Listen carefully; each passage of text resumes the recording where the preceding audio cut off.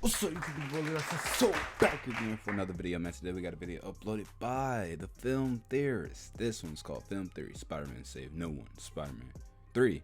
Wait a minute, no. 3 Spider-Man No Way Home Theories. Okay, I was like, wait a minute. Did he put Spider-Man 3 backwards? But no, it says 3 Spider-Man No Way Home Theories. Alright. So, fan of the Film Theorist. He has some really interesting theories. And this seems to be trending. Number 3, I think it is, on the Explorer page of YouTube. So we're gonna check this out. Usually always has some really interesting, complex like thoughts and reasonings and how he got to those thoughts, you know. Before we get into it, let me know down below in the comments, how was your day? Hopefully it was pretty good. If it wasn't, hopefully this makes it just a little bit better. Let's see what he's talking about. Let's get it, man. Let's go. Okay, let's be real. Spider-Man No Way Home was a blast. If nothing else, you have to admire a movie that brought together 3 separate franchises spanning 20 years. Sure, Endgame was impressive and all, but that was always the it was always the end game for the MCU exactly from the very beginning. But here, no one could have seen this one coming. Just absolutely so much fun. Which means that now we have to rip this thing to shreds because that ending, man, we have got to talk about it. Well, the movie was great and all. Peter Parker's final wish left me with a lot of questions. It seems like I'm not the only one. I mean, does the guy have a birth certificate? A social security card? What happens with all the videos and news reports about him being Spider-Man? So, what did old Tommy Holland shout out to Screen wish Rant for and in the final moments of the movie? New And what Rock does Stars. that actually I watched them translate too. to based on every clue that we see in the film's final moments? And more importantly, what does it mean for the future of this character and this franchise? No home. That, my friends, No is what I'm aiming to answer today. Yeah. Spider-Man Not Home. I like that. It's pretty good. Internet, welcome to Matpat. Film Theory, where I use my Peter Tingle each and every week to spot and solve lore mysteries. Obviously, get your minds out of the gutter, guys. Okay, so Spider-Man No Way Home really needs no introduction at this point. It seems like everyone in the world has seen this thing. Probably has, actually, considering that it had the #2 opening weekend of all time of any movie ever. That is insane. In fact, it only took that one single weekend to make it the highest grossing movie of 2021. Yeah, that's After crazy. a year where theaters were really struggling to find their footing, the old webhead proved that people were willing to come back, provided you have a huge IP, pay off one of cinema's biggest cliffhangers, and tap into 20 years of built-up nostalgia. You know, no biggie. But this movie really does have it all. Lots of bad guys come together, Tobey Maguire getting his back cracked, great power, great responsibility, all that stuff. Spoilers. Really solid across the board. But gotta be honest here, anytime you tamper with the multiverse, you're gonna be getting some questions from lore nerds like me, and this movie leaves open some big ones. Questions that I aim to definitively answer today. Or, you know, as definitive as I can until they retcon something to fit the ongoing narrative that they're looking to tell. First and foremost, why are we only seeing the villains? As a reminder, the entire premise of the movie kicks off when Peter thought Parker about asks that. Doctor I actually Strange thought to about cast a that. spell that makes It everyone was like forget that he's Spider-Man. After Kirsten Peter tampers Dunst, with the spell one too many times, Mary it breaks the Jane, fabric of Aunt reality, May, opening all the those door for characters. villains like Lizard and Dr. Otto Octavius to come through from other universes because, as the movie tells us, they knew the Spider-Man Peter Parker connection. At least most of them did, prompting our first major discussion here. Except for Electro. He's about to say it. Electro is a bit hazy on this point, since in The Amazing Spider-Man 2, He never Max really Dillon never knew. explicitly makes the Peter Parker Spider-Man connection. In fact, it seems like No Way Home acknowledges this. There's even a joke about it where Electro, upon seeing Andrew Garfield's was like, face at the end of the movie, so that says was a little he'd weird. assumed that Peter Parker was going to be black the entire time. So, is that just the writers being sloppy so they can fit in a Miles Morales joke? Or are they actually playing some level of 4D chess that we mere nerds aren't privy to? Well, there are 2 possible ways to explain Electro's presence, both of which require a fair amount of squinting to make work. First, we hear in No Way Home that Electro was, and this is a direct quote from the movie that I can't pure play for obvious energy reasons, he was stuck in the grid absorbing data before his memory disappears and he dies. Now, this isn't exactly true if you go back to the source material. Electro was actually in a power grid, specifically a hydroelectric power grid. And I know science wasn't your strongest suit, Hollywood, so this might come as a shock to you, but electricity is different than the internet. I know, I was just as blown away as you are. But I guess if you're assuming that he's absorbing electricity and internet in this scene, then you could say that Max got the info through accessing Peter's online data. Maybe. Like I said, it's a pretty kind of soft hazy though. explanation. The other angle here, and this is the one that I think is canonical to the story and also works with the whole I thought you'd be black joke, is that Max does know Spider-Man's name is Peter, he just doesn't know his face. In the final fight, Electro is knocked unconscious after playing the itsy bitsy spider on the power grid, because this movie just makes all the worst decisions. Gwen Stacy I arrives like and calls out to Amazing Peter, Spider-Man at which too. point we I like smash it more cut than to the Electro first one. becoming alert and ready to attack again. When I say you turn that power on, you turn it on. Oh, no matter yeah. what. So that definitely explains how Electro knows that Spider-Man's name is Peter, Peter. but I think that there's still a missing piece here. And Right. that's Peter's best friend, Harry, who breaks Electro out of captivity to help him take care of Spider-Man. I'm Harry Osborn. I want to make you a deal. You want Spider-Man. And Annie had an earache on a weekend. Of course. Yeah, have you been hearing like everyone's been getting sick lately? Hopefully you guys stay healthy. I can give it to you. At this point in the movie, Harry knows that Peter and I'm not Spider-Man sick. share some sort of connection. You Right. took his picture.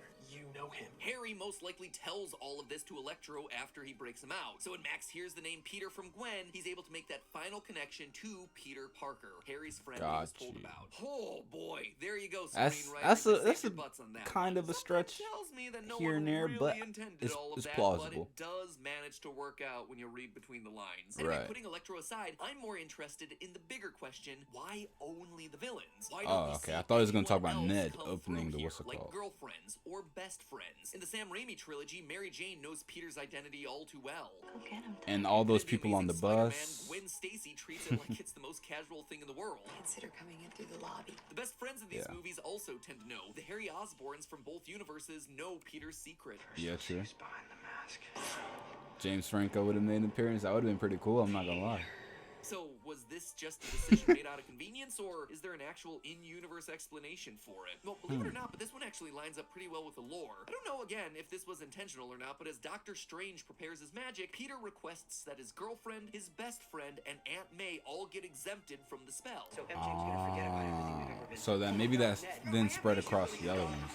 And so Got Strange you. removes them from the magic to try and meet Peter's request. However, Got you. when the whole thing goes haywire and people who knew Peter's identity start crossing over, those people are still eliminated. As such, all the girlfriends, best friends, and aunts aren't included and therefore don't cross over into the MCU. Got Was it you. intentional? No, probably not. Is it a cool Yeah. coincidence that helps explain the rationale for that part of the movie? Yeah. I think so. One of the other things the movie just kind of glosses over that I thought was interesting to think about was the implication of curing all of these characters. Yeah, The that whole was- second act of yeah, the movie is crazy. Peter He was sacrificing actually, and like, losing fixing them. everything, including Aunt May, to try and cure these villains, working Right. under the assumption that he's saving their lives and giving them a second chance in their Right. own universe. Because they're going back to Except, the same points, nope, right? Nope, that is decidedly not true. The Sandman doesn't die in his movies, so kind of a lost cause there. Same Yeah. thing with the Lizard, who already is transformed back into a human by the end of And his then- movie. yeah, so exactly. redundancy is redundant. He really Electro didn't save and the anyone. Green Goblin, neither of whom want to be cured, which opens a big old can of ethical worms about forcing True. a cure on individuals that don't want to be cured. But True. worst of all, perhaps, is the situation for Doc Ock, who, if you actually look back at the original movie, wouldn't be saved at all. In 'Cause No he Way turned Home, good. He says that he's portaled over into Tom Holland's reality in the middle of a battle against Spider-Man. Specifically, he says, quote, "Spider-Man was trying to stop my fusion reactor, so I stopped him. I had him by the throat, and then I was here." One teeny tiny problem with that. By the time Doc Ock has Spider-Man by the throat in Is when he Spider-Man starts 2, to- his fusion reactor is already seconds away from exploding. It Right. is far beyond the point of saving. The good doctor himself is mere seconds away from his own redemption at this point. Exactly. I was thinking that. It's like they're all gonna technically go back to points in which if they're about to Seriously, die, Doc Ock they're about to already die. makes the decision to You turn know? good and sacrifice himself. So Tom Holland's help with a fixed neural implant here also amounts to just a meaningless gesture for something that was gonna happen anyway. Unless they In short, retcon or this change it or whole something in the movie was future. extraneous because you either don't Flashbacks or change any something, I don't character's outcome, or you just cure people who don't want to be cured in the first place. Sorry about your True. sacrifice, Aunt May. Doesn't look like it did much good, but hey, at least you got to say the iconic line. But now He's actually got a the big one, point. The ending wish. At the end of the movie, Alright. the Green Goblin uses a pumpkin bomb to destroy the Deus Vox Machina, causing reality to Deus shred and Vox even more Machina. entities to try and cross over into Tom Holland's Yeah. universe. Doctor Strange tries to repair the rift, but it's just too much. He can't contain it. So with no other option, Peter makes one final sacrifice. He asks Strange to make the world forget about Peter Parker. Now, I've Right. rewatched the scene a couple of times, and this is exactly how it's transcribed. They're here because of you. What if everyone forgot who I was? They're coming here because of me, right? Because I'm Peter Parker. So cast a new This spell. voice. But this time, make everyone forget who Peter Parker is. Make everyone forget me. That would mean everyone who knows and loves you would have no memory of you. Props for the voice, man. The voices are pretty like they're clearly not them. It's not even like a imitation. I mean, the imitation is pretty good though. You know what I'm saying? Like You can hear the wavering in his voice and how he changed between Cumberbatch and Tom Holland. Good job, man.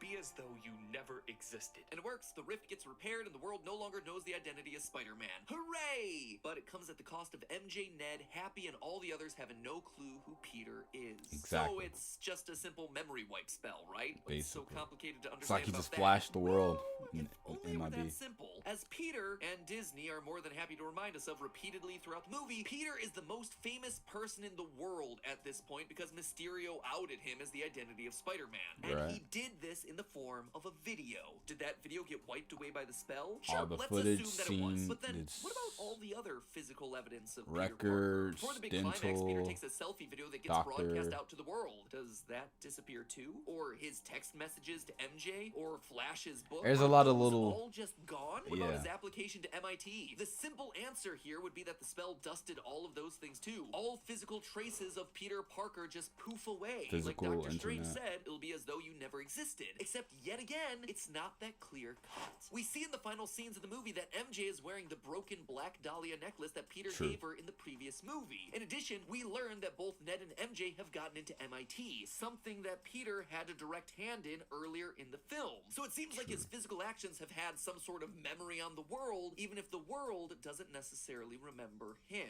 So maybe Peter's just gone then, right? Everything he touched and altered up to that point stays, but anything with the name Peter Parker on it's just dusted away. Right. Not again. On one hand, we see Peter studying for his GEDs. For those of you who don't know, the GED here in the US is a test that allows you to show that you have high school level skills. By taking it and passing it functions pretty much the same way as a diploma. So the fact Right. that he's taking it implies either A, that his academic record has been erased as part of the spell, or B, he isn't returning to finish the school year. Again, most likely Probably a because he no combination longer of has a both. student record. But on the other hand, we see Peter get himself an apartment. This implies that he has to have himself some level of an identity, as well as a fairly decent credit score. As anyone who's ever tried to get an apartment can tell you, you need a social security number and a history of income to be able to lease from a landlord. So a lot of conflicting information there. But of all good the points. conflicting evidence we have, none Well, he's renting from Mr. Dickovich. So if it's Mr. Dickovich, as we've seen in what I think it was Spider-Man 2, you know what I'm saying? he probably didn't need all that.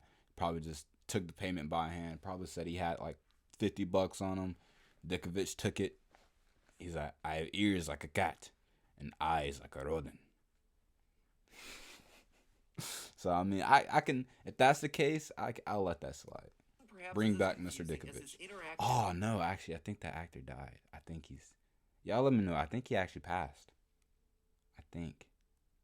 Rest in peace if he did. with Happy at Aunt May's grave. When Peter asks how he knew her, Happy replies through Spider-Man. So Right. Happy knows Spider-Man, but again, He not doesn't know the Peter identity. Parker. How could that possibly make any sense? Because Happy good point. knows May not via Spider-Man, but because Spider-Man is connected to Peter, Peter Parker. Parker. Without the link of Peter Parker, there's no way for Happy to meet May. And yet, somehow, under the arbitrary rules of the spell, he does apparently know her. Which then prompts the question, does that mean MJ, under the memory spell, remembers being Spider-Man's girlfriend? Because again, she knows Spider-Man, but she doesn't know Peter? Same thing with Ned. Does he know that he's Spider-Man's guy in the chair? So, taking all of the evidence and questions into account, I What are think you there's getting at, only man? What's one the- way to explain all Alright, of this. what's the the end spell game doesn't here? erase Peter Parker from existence. It just erases people's memory of him, and along with that, erases any physical thing that would be considered or connected to a memory of him. But Peter's Alright. achievements, the aftermath of thing that he's explicitly done, those all Still remain. It's a difference Got of you. qualitative versus quantitative actions, which is pretty confusing, so let me explain with some examples. Mysterio's video claiming that he's being attacked by Spider-Man, that still exists, because it was tied to an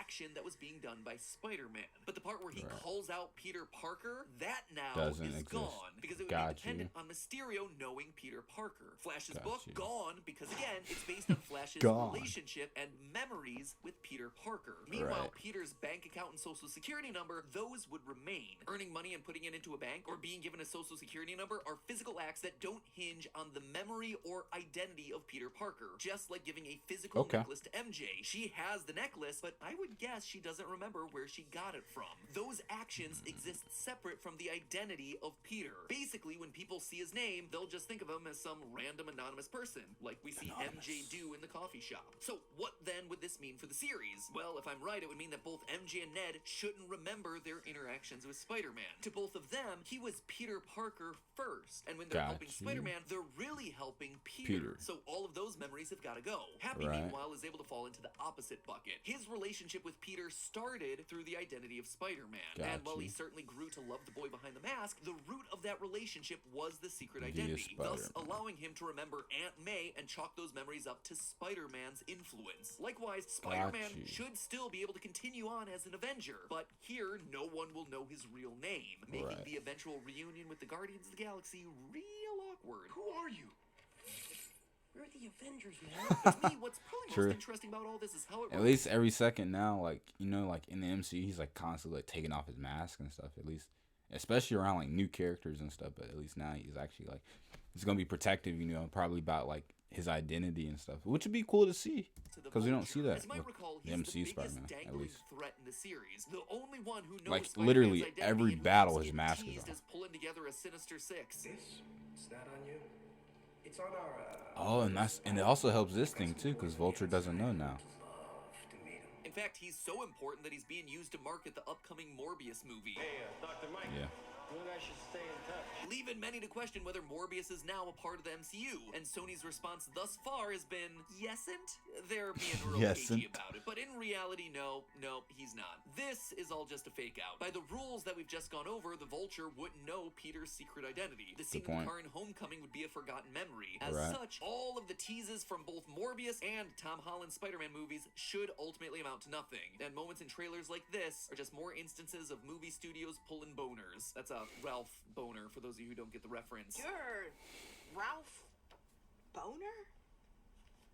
Boner. All of it fake outs to sell tickets. So there you have People it, friends. No Way Home. that. A lot of seeming gaps in the plot that just squeak by getting solved if you look at them deep enough. Well done, screenwriters. You've escaped me this time. Which leaves us then with a single Spider-Man who has literally no history. What a nice clean slate to start a brand new trilogy on. One might call Home it a Alone, reboot of Home sorts. Sweet And Home, wait, who Spidey's was it that Home. predicted that? By whatever means Wanda Maximoff zaps in during the post-credit scene to set us up for the Multiverse of Madness, the story is going to wrap up in such a way that, while there can be a path forward for Tom Holland's Peter Parker, he can also be soft rebooted. I guess sometimes even a blind squirrel He finds predicted a nut. this. But hey, that's just a theory. A film theory. And cut. All right, shout out to film theorists, man. That's a good theory. You know what? Because, you know, most of these points have been brought up. You know, I heard the whole Electro thing, and then a lot of people were curious about the ramifications of the spell and what it implies, and it seems he's wrapped it up really nicely here with pretty logical explanations and not too much assuming, but saying like perhaps this led to this and then this way. You know what I'm saying? He went about explaining it really well.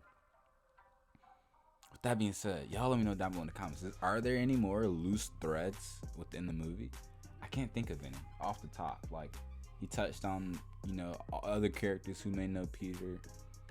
I don't know. I think he hit them all. Y'all let me know down below in the comments. Are there any more loose threads? And let me know how you felt about this video and how did you feel about Spider-Man No Way Home. How many times have you seen it? I've seen it once. However, I'm planning on getting the DVD, the 4K Ultra HD DVD when it comes out. Y'all let me know down below in the comments though. Like, comment, share, and subscribe. Make sure you follow Film Theorists. Make sure you like, comment, share, subscribe. Turn on notifications for his channel so you get notification every time you post a video. Come back over here. Like, comment, share, subscribe. Follow me on Twitch. Follow me on YouTube. And also follow me on Instagram at LeroySSSoo. Same as YouTube channel. They can also send me to chat. That being said, peace.